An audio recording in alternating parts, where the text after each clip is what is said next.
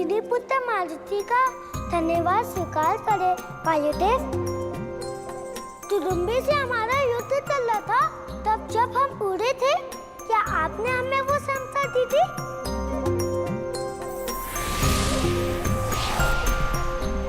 अर्थात आपने हमारे प्राण बचाए। वायुदेव, हम जीवन भर आपके आभारी रहेंगे।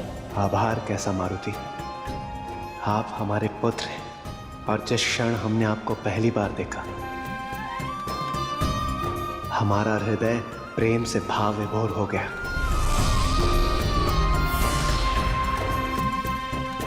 हम वानरों के कुल देवता हैं पुत्र,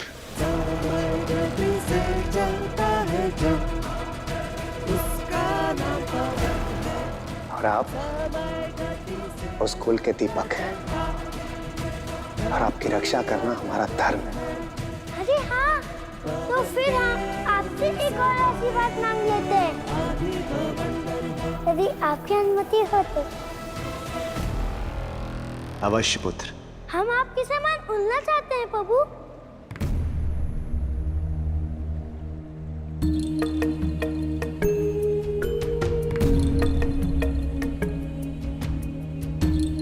आपकी अभिलाषा हमें ज्ञात है पुत्र, किंतु प्रकृति के कुछ कठोर नियम हैं और उन नियमों के अंतर्गत हम सभी बाध्य हैं, और उन्हीं नियमों के अनुसार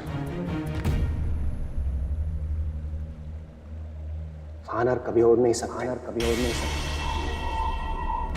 वानरों का कार्य है पूंछ उठाकर मनोरंजन करना, और यह भी स्मरण रखना कि वानर कभी उड़ नहीं सकते। हमें उड़ना होगा वायुदेव, और हम आपके आशीर्वाद से अवश्य उड़ेंगे। कृपया हमें अपना शिष्य बना लीजिए। हम आपको वचन देते हैं, गर्व होगा एक दिन आपको हम पर। उचित है पुत्र, उसके लिए आपको एक परीक्षा देनी होगी। यदि आप उत्तीर्ण हुए, हम आपको उड़ना अवश्य सिखाएंगे। हम प्रस्तुत हैं। स्मरण रहे पुत्र, ये खेल गति का है। हम देखना चाहते हैं आप में कितनी चपलता है। क्या करना होगा हमें? वो देखो पुत्र,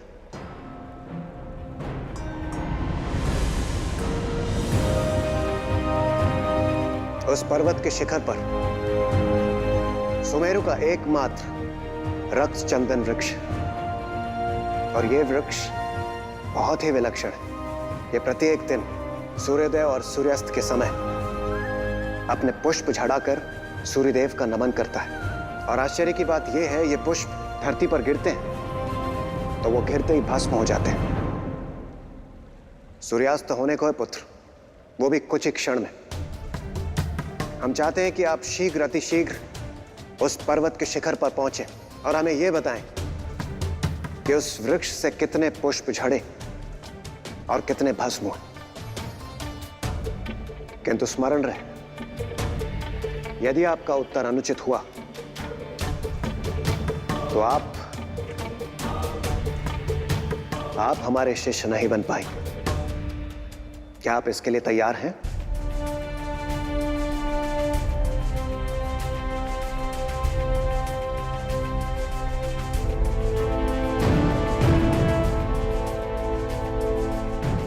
हमें स्वीकार है।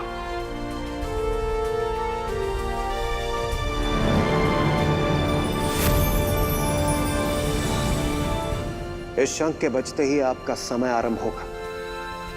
तैयार हो जाइए केसरी नंदन।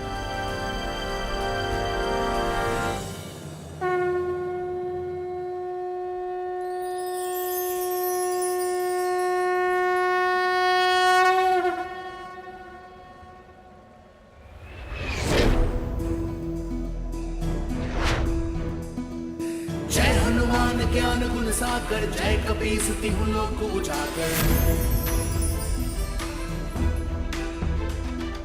जय हनुमान ज्ञान गुण सागर, जय कपीस तिहु लोक उजागर। राम दूत अतुलित बल धामा, अंजनी पुत्र पवन सुत नामा। वीर विक्रम बजरंगी, और सुमति के संगी। कंचन बरन विराज सुबेसा, कानन कुंडल कुंचित केसा। जय हनुमान ज्ञान गुण सागर। सूर्यास्त होने में केवल खुशी सर शेष है। मुंज जने साचे शंकर सुवन केसरी नंदन तेज प्रताप महाजगवंदन जय हनुमान ज्ञान गुण सागर जय कपीस तिहु लोक उजागर रामदूत अतुलित बल धामा अंजलि पुत्र पवन सुत नामा जय हनुमान ज्ञान गुण सागर जय कपीस तिहु लोक उजागर रामदूत अतुलित बल धामा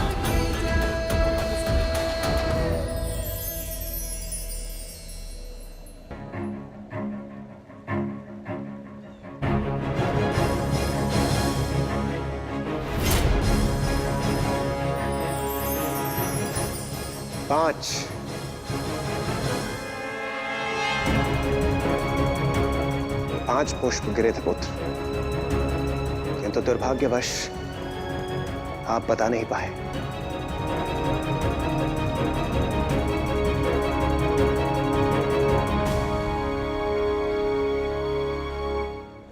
पुत्र, इसमें इतनी निराश होने वाली कोई बात नहीं, क्योंकि आपसे कोई भी त्रुटि नहीं हुई।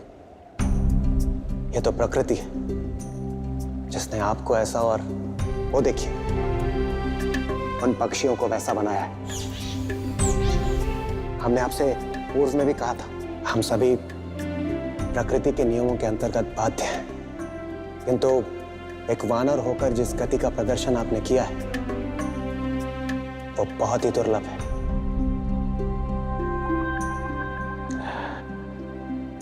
पुत्र,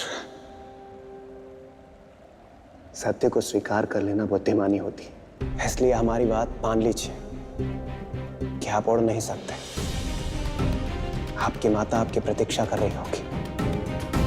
घर लौट जाइए।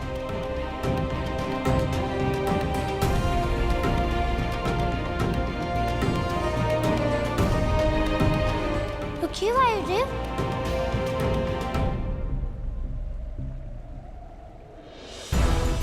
अब हमें हार स्वीकार कर जिन माता के पास जाने को कह रहे हैं, उन्हीं माता ने सिखाया है कि मन के हारे हार, मन की जीते जीत।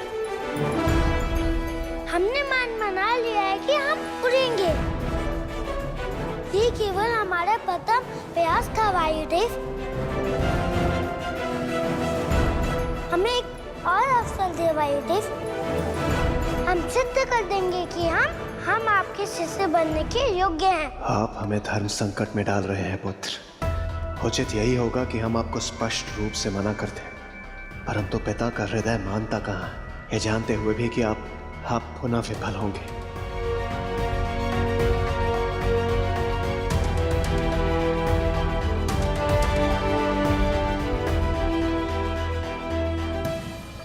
उचित, हम आपको एक अंतिम अवसर देते हैं।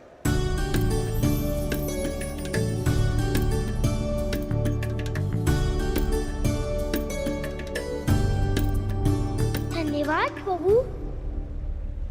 आप नहीं जानते कि आपने हम पर कितनी बड़ी कृपा की है। इसमें हमारा भी स्वार्थ निहित है मारुति। हमें भी अपने पुत्र के साथ कुछ समय व्यतीत करने का अवसर मिल जाएगा।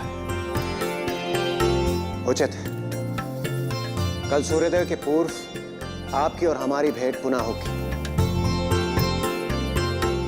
लेकिन आपको यह वचन देना होगा, यदि इस बार आप विफल हुए तो आपको सदैव के लिए अपने उड़ने का विचार त्यागना होगा।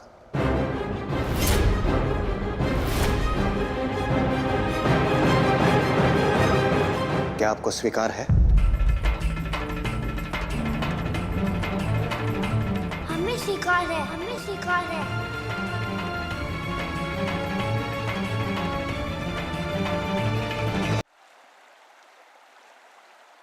उपवास का उत्तर देने का अवसर हाथ आया था, जो कि छूट गया।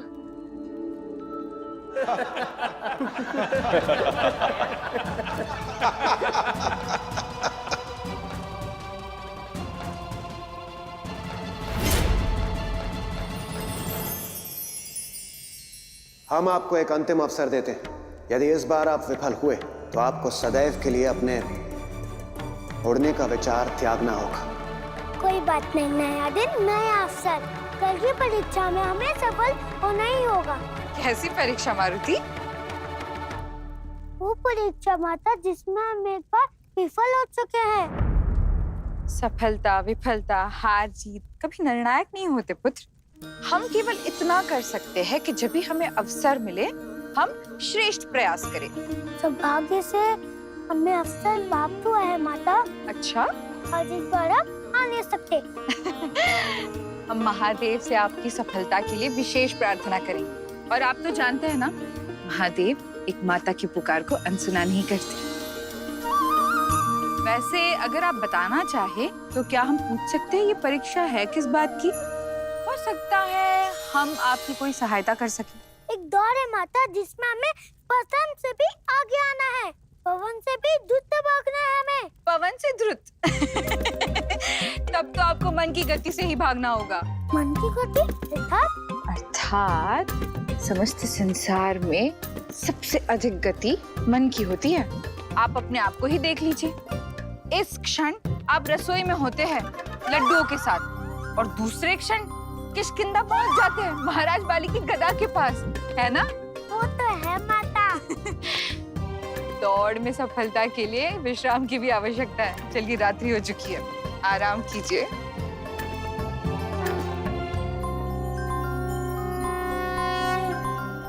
अभी इस क्षण आराम से सो जाइए। कल जो भी होगा अच्छा ही होगा।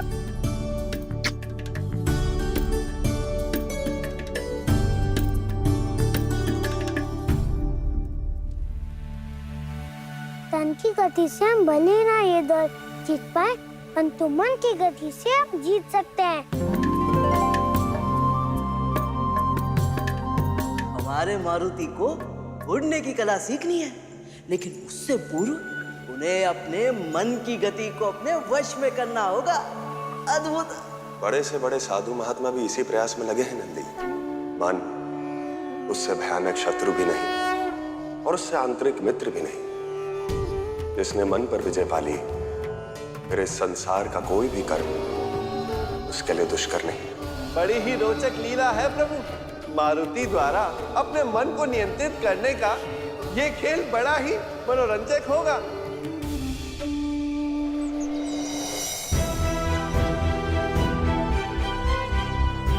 हम परीक्षा के लिए प्रस्तुत हैं वायुदेव।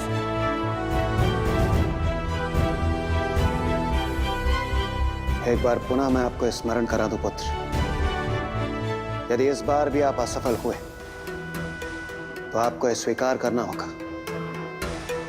कि आप उड़ नहीं सकते। सूर्योदय होने को कली के समान आपको पर्वत के शिखर पर पहुंचकर गिनती करनी है और यह ज्ञात करना है कि वृक्ष से कितने पुष्प गिरे और कितने भस्म हुए। किंतु स्मरण रहे, ये कार्य आपको सूर्योदय के पूर्व संपन्न करना होगा।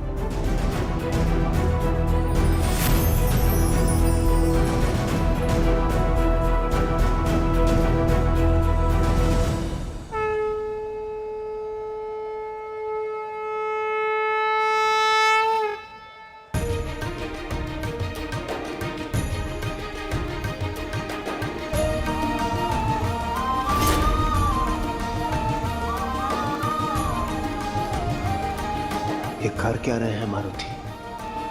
पर्वत की ओर भागने के स्थान पर ये यहाँ बैठ क्यों गए?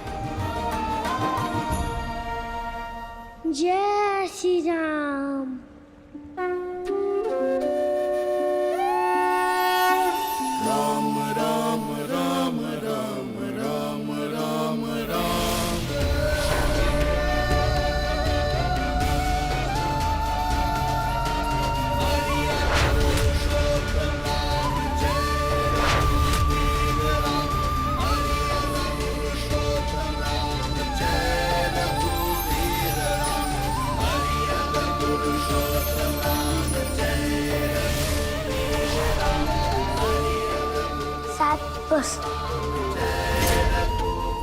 शतपुष गिर के भस्म हुए हैं वायुदेव।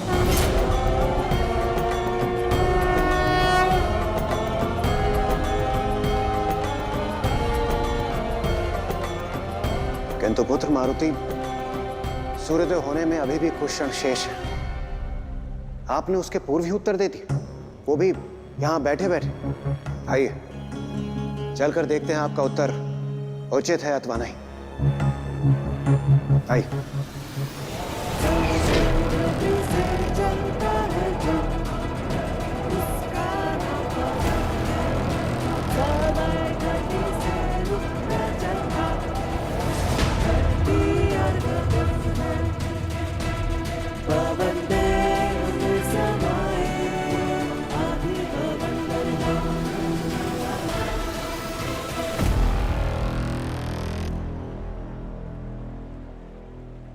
आश्चर्य, यहां तो 7 ही पुष्प हैं, किंतु पुत्र आपने ये कैसे जाना कि 7 ही पुष्प हैं? आप तो वहां से भागे भी नहीं। शरीर के स्थान पर हमने इस बार अपने मन को भगाया वायुदेव, क्योंकि मन की गति सबसे द्रुत होती है।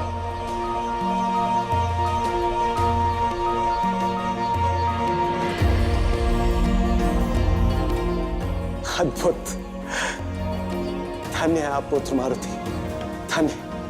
आपकी दृढ़ता, आपकी सोच, आपने ये पूर्ण रूप से सिद्ध कर दिया कि आप इस ज्ञान को प्राप्त करने के लिए पूर्ण रूप से प्रस्तुत हैं और इसके योग्य भी हैं। हम आपको उड़ना अवश्य सिखाएंगे।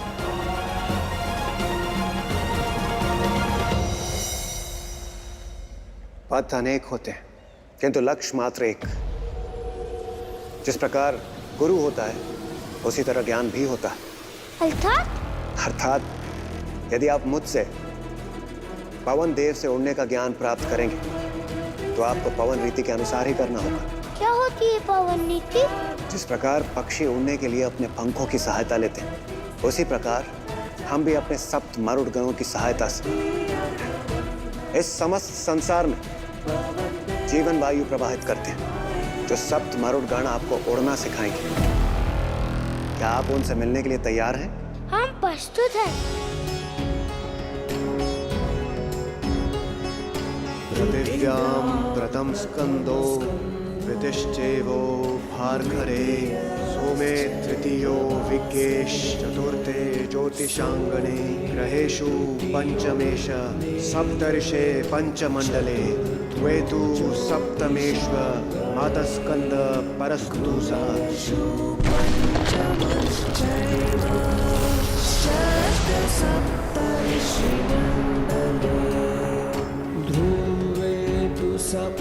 सप्तमश्चैव वातस्कन्धो परस्तु सः।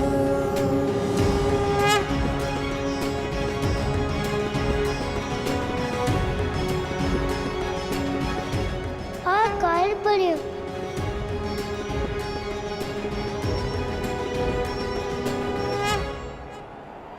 पृथ्वी पर वायु प्रवाहित करने वाले प्रथम गण आवाह प्रकट हो।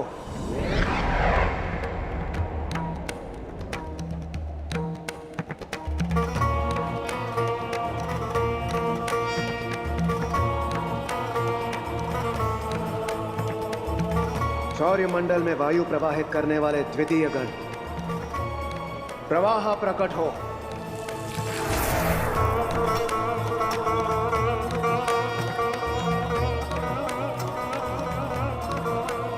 चंद्रमंडल में वायु प्रवाहित करने वाले उद्वाह, स्वाहा, विवाह, पराह और परिवाह सभी गण प्रकट हो।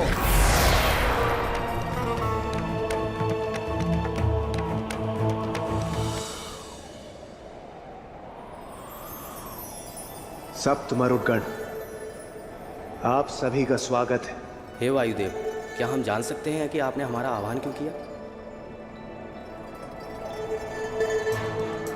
सप्त मरुड़ गणों से मेरा यह निवेदन है, आप सभी मेरे भीतर विलीन हो जाएं, जिससे हम सम्मिलित रूप से मारुति को उड़ने का ज्ञान प्रदान कर सकें। कहीं ये कोई सपना तो नहीं?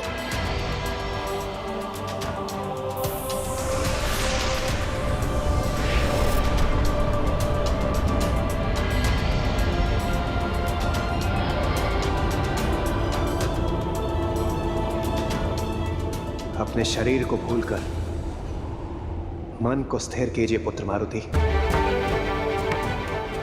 आइए।